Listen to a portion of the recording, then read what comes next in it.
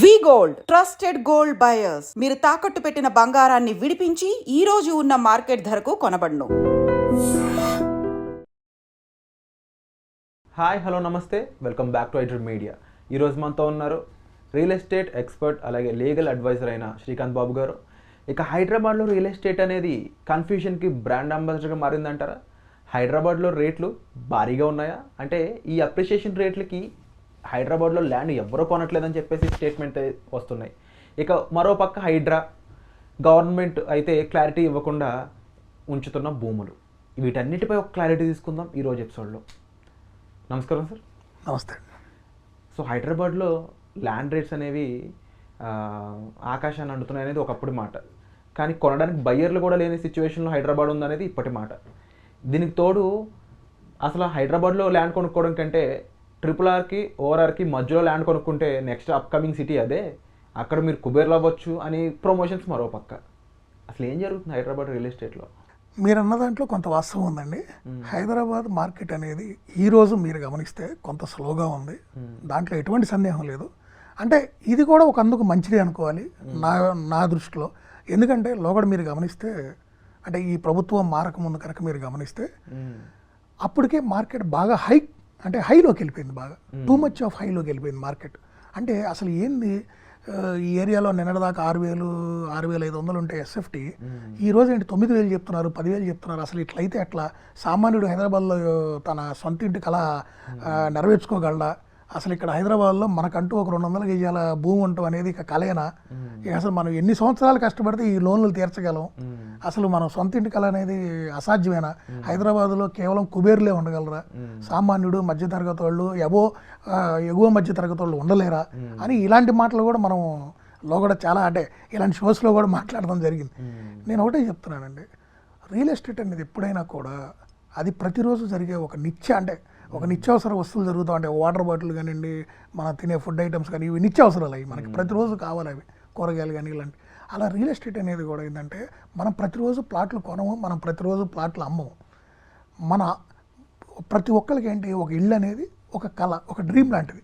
అది ఒక సంపాదించుకోవాలి, నా సొంత ఇల్లు అనేది వాళ్ళకి ఒక సాటిస్ఫాక్షన్. ట్రెడిషనల్ ఇన్వెస్ట్మెంట్ ఇల్లు అనేది ఫస్ట్ ఉండేది. తర్వాత వాళ్ళు ఏం చేస్తారు, భవిష్యత్తును దృష్టిలో పెట్టుకోవాలి. అంటే వాళ్ళ ఉద్యోగస్తులు ఉన్నారు, వాళ్ళు రిటైర్ అయిన తర్వాత, వ్యాపారస్తులు ఉన్నారు, వాళ్ళ భవిష్యత్తులో పెద్ద వయసుకి వెళ్ళిపోయిన తర్వాత వాళ్ళకి అవసరాని కోసం.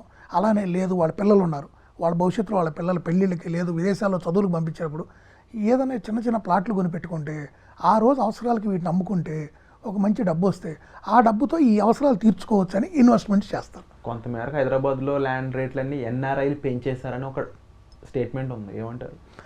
ఒకటండి, హైదరాబాద్లో కేవలం NRIల భూములు కొంటేనే హైదరాబాద్ మార్కెట్ పెరగలేదు. మీకు మళ్ళీ చెప్తున్నాను, హైదరాబాద్లో ఇతర రాష్ట్రాల నుంచి ఇక్కడ ఉద్యోగాల రీత్యా, వ్యాపారుల రీత్యా కొన్ని లక్షల మంది వచ్చారు, వందల వేల మంది కాదు, లక్షల మంది వచ్చి ఇక్కడ సెటిల్ అయ్యారు. వాళ్ళందరూ కూడా కంపేర్డ్ విత్ ఇప్పుడు ఢిల్లీ నుంచి వచ్చారు, వాళ్ళ ఢిల్లీతో కంపేర్ చేసుకుంటే ఇక్కడ ప్రైజెస్ తక్కువ ఉన్నాయి. కొంతమంది ఈవెన్ బెంగళూరు నుంచి వచ్చారు, కర్ణాటక నుంచి, అక్కడతో కంపేర్ చేసుకుని ఇక్కడ ప్రైజెస్ తక్కువ ఉన్నాయి. అందుకని బాచుపల్లి ఏరియా మొత్తం అలా అంతమంది. ఇప్పుడు వాళ్ళందరూ అక్కడతో కంపేర్ చేసుకుంటే ఇక్కడ తక్కువగా ఉండటం వల్ల ఇక్కడ అట్మాస్ఫియర్ కానివ్వండి, వాళ్ళ ఉద్యోగ అవకాశాలు, ఇక్కడ ఇలాంటి నగరంలో సెటిల్ అవుదాం, ఇక్కడ బాగుంది మనకి అన్ని విధాలా అని ఒక నమ్మకం ఏర్పడిన తర్వాత ఇక్కడ ఇన్వెస్ట్ చేస్తున్నారు. మెయిన్ అదే అండి. ఎవరైనా, మనమైనా, ఇప్పుడు నేనైనా మీరైనా ఎక్కడి నుంచి వచ్చి ఉంటాం మన మూలాలు, కానీ ఈరోజు మనం హైదరాబాద్లో ఎందుకు ఇన్వెస్ట్ చేసుకుంటున్నాం? ఇక్కడ మనం సెటిల్ అవుతున్నాం, మన ఉద్యోగ రీత్యా, మన వ్యాపారాల రీత్యా, మన భవిష్యత్తు రీత్యా, మన పిల్లల్ని ఇక్కడ చదివించుకుంటున్నాం, వాళ్ళు ఇక్కడే సెటిల్ అవుతారని ఈరోజు ఇక్కడ పెరుగుతున్నాయి ఆస్తులు. లక్షల మంది హైదరాబాద్ వస్తున్నారు, ఇంకా పెరుగుతుంది సిటీ. ఒకప్పుడు నగరం GHMC పరిధి ఉండేది, ఈరోజు HMDA పరిధి. ఔటర్ రింగ్ రోడ్ దాటి దాదాపుగా కొన్ని ఏరియాలో అయితే రీజనల్ రింగ్ రోడ్ కవర్ అయిపోయింది, కొన్ని ఏరియాలు రీజనల్ రింగ్ రోడ్ నుంచి ఇంకొక 2 కిలోమీటర్లు అవతలకి వెళ్ళింది. అంతవరకు HMDA పరిధి వెళ్ళింది. మొన్న రీసెంట్గానే కొత్త జియో కూడా రిలీజ్ చేశారు, HMDA పరిధిని పెంచుతూ. సో ఇవన్నీ ఏంటంటే ఇప్పుడు ఫ్యూచర్ సిటీ నిర్మిస్తున్నారు. సో ఇవన్నీ ఏంటంటే హైదరాబాద్ రూపురేఖలు, భౌగోళికంగా హైదరాబాద్ మనం ఏదైతే మన తాతలు మన తండ్రులు చూసిన దానికి, ఈరోజు మనం చూస్తున్న దానికి, రేపు భవిష్యత్తులో మన పిల్లలు చూడబోతున్న దానికి ఎంతో తేడా, ఎంతో వ్యత్యాసం ఉండబోతుందండి. ఎందుకంటే ఇక్కడికి ఎంతోమంది ఉపాధి నిమిత్తం ఇక్కడికి వచ్చి వాళ్ళు ఇక్కడ సెటిల్ అయిపోతున్నారు. అయితే శ్రీకాంత్ బాబు గారు, ఇక హైదరాబాద్లో ఇంతకు మించి రేట్లు పెరగవు, హైదరాబాద్లో అప్రిషియేషన్ రేట్ ఇదే పీక్ లెవెల్. బెంగళూరులో కూడా లేని రేట్ హైదరాబాద్లో ఉన్నాయి. బెటర్ జనాలు కాస్త రీజనల్ రింగ్ రోడ్ వైపు వెళ్ళిపోతే బెస్ట్. ఇలాగా చాలామంది రియల్ ఎస్టేట్ అడ్వైజర్లో చెప్తూ వస్తున్న పరిస్థితి. ఇక్కడ మీకు ఒక చిన్న కరెక్షన్ చెప్తాను నేను. లోకడ మీకు జూబ్లీ హిల్స్, బంజారా హిల్స్లో గజం 1,00,000 అయింది. ఓకే, ఇంక ఇక్కడ సాచురేషన్ వచ్చేసింది, ఇంకెందుకన్నా ఇక్కడ పెరగదు, పీక్స్కి వెళ్ళిపోయింది. ఇక్కడ ఉండాల్సిన, ఇక్కడ అవైలబిలిటీ ఉన్న ల్యాండ్స్ కూడా తక్కువ ఉన్నాయి. ఇంకా 1,00,000 మించి ఇక్కడ ఏం పోతుంది. ఇక అందరూ కూడా మాదాపూర్, అటు గచ్చిబౌలి అక్కడ డెవలప్ అవుతుంది. అక్కడ ఇప్పుడు 25,000, 30,000 దొరుకుతున్నాయి. సో అది ఫైనాన్షియల్ డిస్ట్రిక్ట్ అని కూడా దాన్ని నామకరణం చేశారు. సో ఇక ఐటీ ఎంప్లాయీస్ కానీ వీళ్ళందరూ అటే ఉంటారు. ఇక అటు కొనుక్కుంటే ఫ్యూచర్ ఉంటుంది. ఇంక ఇక్కడ కొనుక్కున్న ఇది పెరగదు. ఈ 1,00,000 ఆల్రెడీ సాచురేషన్, పెద్ద మార్కెట్ ఇక్కడ ఏం పెద్ద ఇదిగా లేదని ఇంతకుముందు దీని మీద కూడా ఇలా చర్చలు జరిగినాయి, మీరు చూసుకోవచ్చు. ఇవాళ హైదరాబాదు ఇదే జూబ్లీ హిల్స్, బంజారా హిల్స్లో గజం ఎంత ఉందండి మీకు తెలిసిన దాని ప్రకారం? 4 లక్షలు జరుగుతుంది. కొన్ని చోట్ల 4.5 లక్షలు కూడా జరిగింది, 3 లక్షలు జరిగింది. ఏరియాని బట్టి, సైజ్ ఆఫ్ ప్లాట్ని బట్టి ప్రాబిలిటీ మారుతుంది. మరి లక్షదే ఎక్కడ 1,00,000, ఎక్కడ 4 లక్షలు? అంటే సాచురేషన్ ఆగిపోలేదు కదా. నేను అదే చెప్తున్నా. ఈరోజు నాకు జూబ్లీ హిల్స్లోనే ఇల్లు కావాలనుకున్నాడు ఒక అతను. మీరు 5 లక్షలు అన్నా కూడా అతను కొనుక్కోవాల్సిందే. There is no option. ఎప్పుడైనా ల్యాండ్కి ఇది ఇంతే, ఇది పెరగదు అని ఎవరైనా చెప్తే అది రాంగ్ అండి. దానికి పరిమితులు లేవు. నేను బయ్యర్ అండి, మీరు సెల్లర్. నాకు మీ ప్రాపర్టీ నచ్చింది, నాకు కావాలి, నేను అక్కడ ఇల్లు కట్టుకోవాలి. మీకు నచ్చిన రేటుకి నేను కొంటానా? నేను ఆఫర్ చేసిన రేటుకి మీరు అమ్ముతారా? Demanding supply. ఎస్ అనా. ఈ చైన్ ఎప్పుడు అలా కంటిన్యూ అవుతూ ఉంటుంది. మార్కెట్లో అప్పుడప్పుడు ఈ ఎలక్షన్స్ వచ్చినప్పుడు చిన్న చిన్న ప్రాబ్లమ్స్, ఇప్పుడు గ్లోబల్గా ఒక పక్క వార్ అంటున్నారు, తర్వాత ఒక పక్క మనకు లోకల్గా హైడ్రా వచ్చింది, దాని మీద జనాలకి రకరకాల కన్ఫ్యూజన్స్ ఉన్నాయి. పబ్లిక్ ఏమవుతుందంటే ఏ చిన్నది జరిగినా కూడా ఇదిగో ట్రంప్ టవర్ వచ్చేస్తున్నాను కానీ అసలు ఇంక ఏరియా రేపు మనకు చిక్కదేమో, ఇవాళ రేపట్లో కొనేసుకోవాలనుకుంటారు. ఇదిగో హైడ్రా నేను అక్కడ బిల్డింగ్ కూల్చేశారే అనగానే ఇంకా ఏరియాలో కొనకూడదు, అంత చెరువేనంట మొత్తం, ఆ టవర్లు కూడా కూల్చేస్తారంట అని చెప్పి అక్కడ రెడీ టు మూవ్ టవర్స్ ఉన్నా కూడా, రీజనబుల్ రేట్లో ఉన్నా కూడా అమాంతం అక్కడ కొనేవాడు ఉన్నాడు, అది పడిపోద్ది. తప్పే ఉంది సార్. ఇప్పుడు జనాలు భయపడడం తప్పే ఉంది. కష్టపడి డబ్బులు సంపాదించుకుంటారు, 30% డౌన్ పేమెంట్ కట్టి మిగిలిందంతా బ్యాంక్ లోన్ పెడతారు. వాళ్ళ భయపడడంలో ఏం తప్పు ఉందంటారు, మీరు చెప్పండి. ఒకటండి, భయపడవచ్చు. ఎప్పుడు భయపడాలి? నిజంగా అక్కడ ఒక తప్పు జరిగినప్పుడు, ఆ తప్పులో మనం కూడా భాగస్వామి అయినప్పుడు ఇప్పుడు మన పరిస్థితి ఏంటా అని భయపడాలి. అంతేగాని ఎవరో ఒక తప్పు చేసి ఆ తప్పు చేసిన వాళ్ళకి అక్కడ శిక్ష పడుతున్నప్పుడు వాళ్ళని చూసి ఇక్కడ ఇంట్లో కూర్చొని నువ్వు భయపడితే, అంటే ఏ గ్యారంటీతో రేపు ఒక ఇల్లు కట్టుకున్నాక లేదా ఇల్లు కొనుక్కున్నాక హైడ్రా వచ్చి కొట్టేదానికి గ్యారంటీ ఏంటి? మీరు ముందే వెరిఫై చేసుకోవాలి. ఈ రోజు ప్రతిదీ ఆథెంటికేషన్ ఉంది. లేక్స్కి సంబంధించిన ఇన్ఫర్మేషన్ కూడా వాళ్ళ సైట్లో పెట్టారు. హెచ్ఎండిఏ సైట్స్లోకి పోండి, మీరు కొనుక్కునే ఏరియాకి సంబంధించిన ప్రతి లేక్స్ అన్నీ ఉన్నాయి. అలానే ప్రోబిటెడ్ సర్వే నెంబర్స్ ఉన్నాయి, దాంట్లో కోర్టు కేసులో ఉన్న సర్వే నెంబర్లు ఏంది, గవర్నమెంట్ ల్యాండ్స్ ఉన్నాయి ఏంది, ప్రతిదీ ఉంది ఆథెంటికేటెడ్గా. ఎందుకు లేవండి? మీకు మళ్ళీ చెప్తున్నానండి, ఈ రోజు ఎవరైతే ప్రజలు ఇబ్బంది పడుతున్నారో వాళ్ళు మధ్యతరగతి వాళ్ళైనా, బాగా డబ్బున్నోళ్ళైనా, డబ్బు లేని నిరుపేదలైనా 90% వాళ్ళు తెలిసి చేసిన తప్పు వాళ్ళు ఇబ్బంది పడుతున్నారే తప్పితే తెలియకుండా ఎవరో మోసం చేస్తే మోసపోయే పరిస్థితి కాదు. తక్కువకు వస్తుంది. చూడండి, ఇక్కడ చిన్నది, ఇక్కడ రియల్ ఎస్టేట్లో ఎక్కువ మోసాలు జరిగేది ఎక్కడంటే, ప్రైస్ అనే ట్యాగ్ ఏదైతే ఉందో దాన్ని ఎప్పుడైతే వాళ్ళు తక్కువ చూపించి ఇది భవిష్యత్తులో మీకు ఇబ్బంది ఏముండదు, ఈ కట్టిన తర్వాత వాళ్ళు పడగొట్టరు, రెగ్యులరైజ్ చేసేస్తారు, ఈ చెరువు అయినా లేకపోతే గవర్నమెంట్ ల్యాండ్ అయినా ఏదైనా మీకు ఇబ్బంది లేదు అని రియల్టర్స్ ఏం చేస్తారు, వాళ్ళ వ్యాపారం కోసం 100 చెప్తారండి. ఇప్పుడు మనం కొనుక్కునేటప్పుడు ఈ రోజు భయపడుతున్నామే, ఆ రోజు ఆ భయం ఉందనుకోండి, ఆ తప్పుడు దాంట్లోకి మనం వెళ్ళంగా ఏదైతే కరెక్ట్గా ఉందో ఆ పక్కన దాంట్లో కొనుక్కుంటాం. అంటే మిడిల్ క్లాస్ వాళ్ళ ఆశ ఎలా ఉంటుందంటే, ఏ కొండాపూర్లోనో ఒక ఇండివిజువల్ అపార్ట్మెంట్ ఉంటుంది, ఒక 8 అంతస్తులకు లేపు ఉంటాడు, బట్ పర్మిషన్ మాత్రం ఒక 6 ఉంటుంది. పైన కొనుక్కునేవాడు ఏ డాక్యుమెంట్స్ చూసి ఎటువంటి అక్యురేట్ ఇన్ఫర్మేషన్ తెలుసుకొని కొనాలంటారు? ముందు ప్లాన్ చూసుకోవాలి. అడిగితే వేస్తారా వెళ్ళ? ఎందుకు ఎవరండి ఇవాళ అసలు ప్లాన్లు కూడా ఎవరు చూసుకుంటున్నారు? ప్రీ బుకింగ్, ప్రీ లాంచ్లోకి వెళ్ళి కొనుక్కుంటున్నారు. దానికి ఎక్కడ అథెంటికేషన్ ఉంటుంది చెప్పండి? గవర్నమెంట్ ఏమైనా పర్మిషన్ ఇచ్చిందా? ఈ ప్రాజెక్టు వాళ్ళకి ఈ 500 ఫ్లాట్లు లేదా ఈ 100 ఫ్లాట్లు లేదా ఒక 10% ఒక 20% ప్రీ బుకింగ్ లేదా అప్రూవల్కి పెట్టారు, ఈ అప్రూవల్ వచ్చినప్పుడు వాళ్ళు ప్రీ లాంచ్ చేసుకుంటారు ప్రాజెక్టు, ఇవి మీరు కొనుక్కోవచ్చు అని ఒక ప్రాపర్ ప్రకటన ఎక్కడ ఇచ్చిందా? హెచ్ఎండిఏ పర్మిషన్ ఏమైనా ఇచ్చిందా? ఒక జీవో రిలీజ్ చేసిందా? ఒక ప్రొసీడింగ్ కాపీ ఇచ్చిందా? ఎక్కడా లేదు. వాళ్ళు జస్ట్ ఒక పెద్ద ఒక సినిమా స్టార్తో ఒక పేపర్ ప్రకటన ఇవ్వగానే అది చూసి ఆ రేటు చూసి మనం ఆవేశపడిపోయి ఎప్పుడో 3 సంవత్సరాల్లో ఇస్తామని వాళ్ళు క్లియర్గా అక్కడ ఇస్తారు. అది 3 సంవత్సరాలకు అయిద్దో లేదో కూడా నో బడీ నోస్. ఇది ఒక పెనుభూతం అయిందంటారా? బట్ జనాలు ఏం చేస్తున్నారు? టెంప్ట్ అయిపోతున్నారు. టెంప్ట్ అయ్యి ఏం చేస్తున్నారు? వెళ్ళిపోయి పూర్తయి మీరు గృహప్రవేశం రోజుకి ఫైనల్ పేమెంట్ కడతారు. ఈ రోజే final payment including registration charges కట్టి మీరు కేవలం ఒక 100 రూపాయల స్టాంప్ పేపర్ మీద వాళ్ళతో ఒక అగ్రిమెంట్ చేసుకొని నేను ప్లాట్ కొనేసాను, నేను అక్కడ అపార్ట్మెంట్ కొనేసాను, అయిపోయింది, నేను హై రైజ్లో కొనేసాను, ఆ రోజు 4 కోట్లు ఉంటుంది, నేను ఇవాళ 2 కోట్లకే కొనేసాను ప్రీ బుకింగ్లో. ఇదండి. ఇప్పుడు ఇలా కొనేవాళ్ళు ఉండబట్టి, ఇంత ఆశాజీవులు ఉండబట్టి, అర్థమైంది మీకు? నేను తప్పు పట్టలేదు ఇక్కడ ఎవరిని.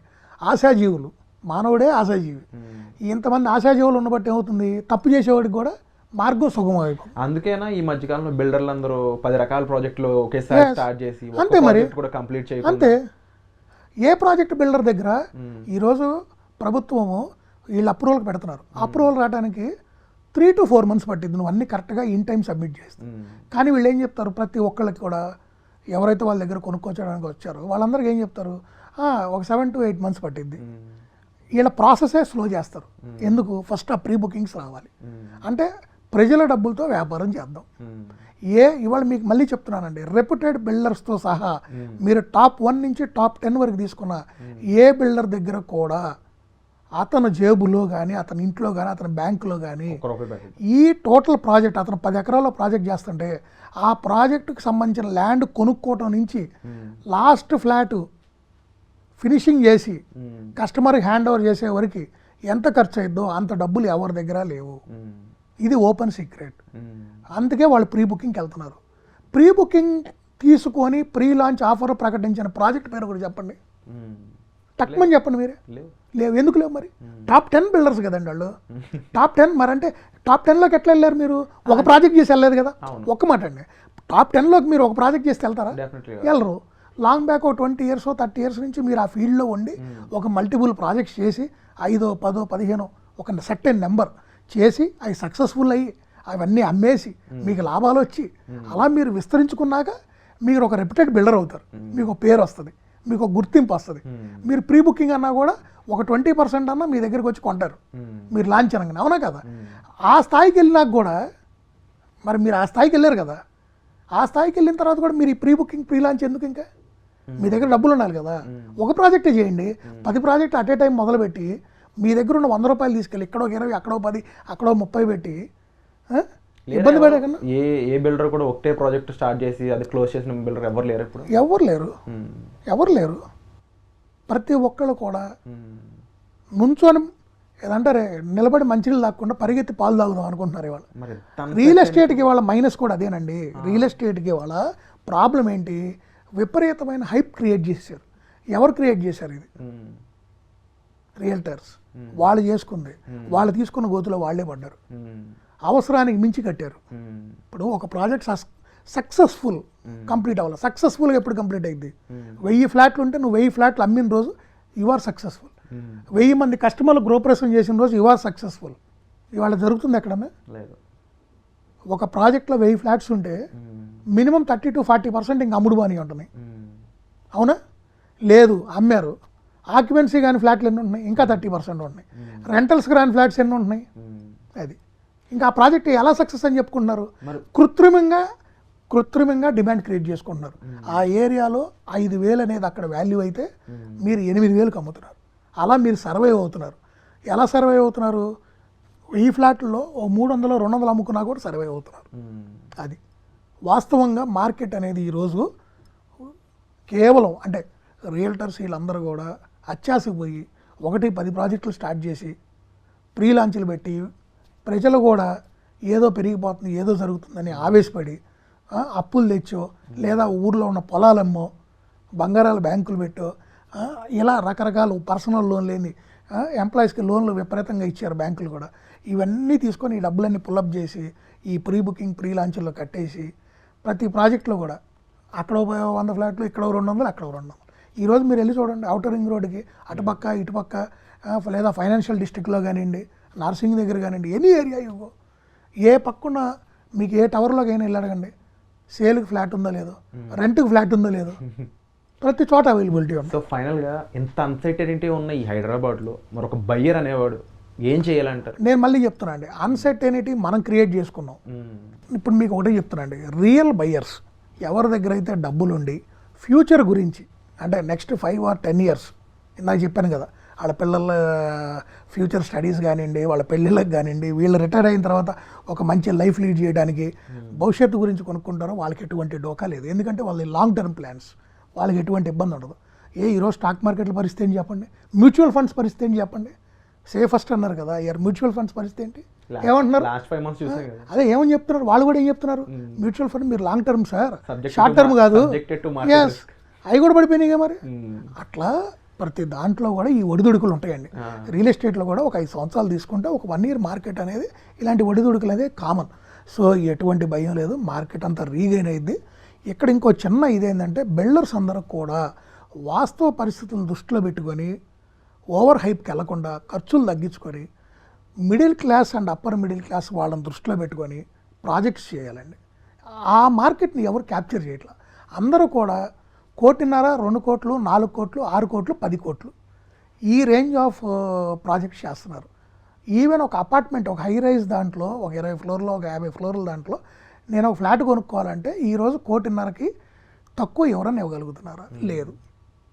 సో ఒక 80 lakhs to 1.2 or 1 crore ఈ బడ్జెట్ ఉన్న అంటే ఒక middle class or upper middle class వాళ్ళని కనుక టార్గెట్ చేసి కనుక ప్రాజెక్ట్స్ చేస్తే, నేను మళ్ళీ చెప్తున్నాను, ఇంతటి ఇప్పుడు మీరు అన్నారు కదా మార్కెట్ ఎట్లా ఉంది, స్తబ్దతగా ఉంది, డౌన్లో ఉందని, ఈ టైంలో కూడా they can do beautiful number of sales, good number of sales వస్తాయి, మంచి సేల్స్ వస్తాయి, డౌట్ లేదు. కానీ ఆ సెగ్మెంట్ని టార్గెట్ చేసి కడుతున్న బిల్డర్ ఒక్కళ్ళు లేరు. ఒకప్పుడు మీకు గుర్తుందా, జనప్రియ వీళ్ళందరూ అపార్ట్మెంట్స్ కట్టేవాళ్ళు, అందరూ 70 లక్షలు 80 లక్షలు అమ్ముతుంటే జనప్రియ వాళ్ళు 40-45 బ్రాకెట్లు ఇచ్చేవాడు ఆయన. అంటే ఆయన కన్స్ట్రక్షన్ కానీ, ఆ క్వాలిటీ కానివ్వండి, ఆయన ఇచ్చే ఎమ్యూనిటీస్ కానీ అదే రేంజ్లో ఉండేవి. అవునా కదా? నేను అదే చెప్తున్నానండి, ఇలాంటి మార్కెట్లో వాళ్ళు కావాలి.